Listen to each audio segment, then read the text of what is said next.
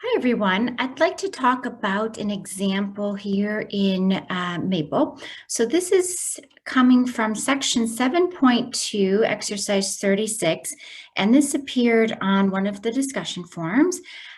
The question asked us to solve a differential equations, and I've shown all the steps here. I won't go through those now in the video, but certainly if you have questions, feel free to ask. Where I do want to focus in this video is using Maple's computational abilities. So notice that if I'm just typing along, I'm in text mode of the computer screen. So for example, if I type, the square root of 2, I get into math mode. If I click on text, at the end of that expression, I can hit enter, and that's great. I'm using Maple like a word processor. On the other hand, if I don't hit text, if I stay in math mode there and I hit enter, sometimes Maple's going to try to, let me show you a different example. Sometimes Maple's going to try to compute things. So if I type 3 to the, 2, Maple's going to try to compute things. And that's okay if that's what we really want to do. But if you're just typing up your homework and using it like a word processor, be sure to get into text mode. So for this video, I'm going to be in math mode because I want to define a function.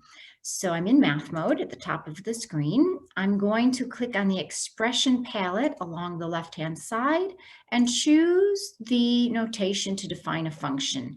My function is p of x, so I'll type in those pieces, and the function is equal to 54.61 times e, and I have to use the transcendental e, not the e from my keyboard, to the negative 0.01 times x, and I'll hit enter, and Maple tells me that it defined the function p.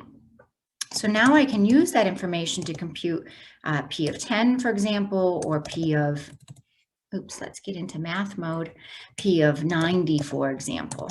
All right, and I've got some different font sizes going on here, so let's fix that so that it's all in a large font of 20. There we go.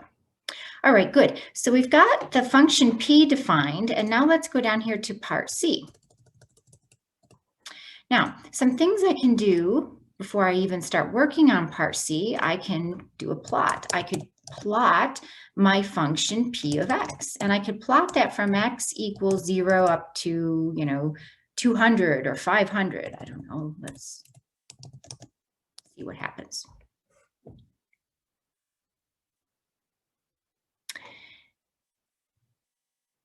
Next, we can take a look at r of x. So they tell us to define a new function r of x, and that's going to be x times p of x.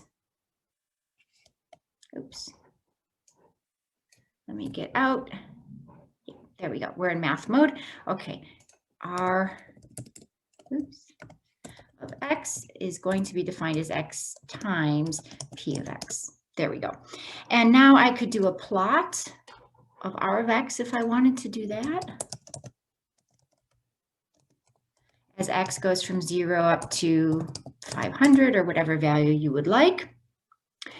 And lastly, we can do things like find the derivative. So if you wanted to find the derivative, if you want to confirm that r of x has actually a maximum, I mean, it certainly looks like there's a maximum at x equals 100, but we could confirm that by doing the derivative.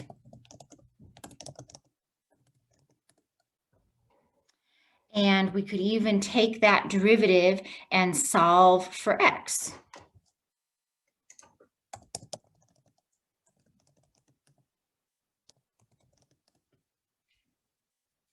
And that tells us that indeed, when x is 100, we do get a maximum value. And if we wanted to plug in to find the maximum revenue, we could find r of 100. And it's about 2008.9896, etc.